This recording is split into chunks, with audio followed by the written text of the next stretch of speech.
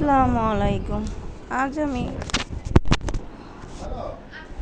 আসসালামু আলাইকুম। পলি কিচেন থেকে আমি পলি বলছি।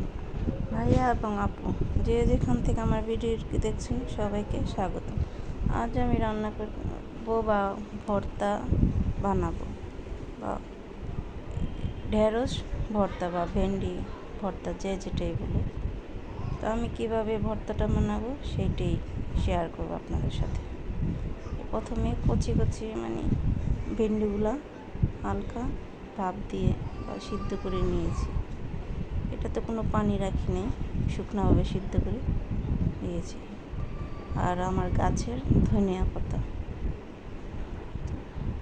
পাতাটা কুচি কুচি করে নিয়েছি, পেঁয়াজ আর শুকনো মরিচ, আর আছে খাঁটি সরষের তেলটা অবশ্য আমি নিজেরা ভাঙিয়ে আনি দেশ গ্রাম থেকে।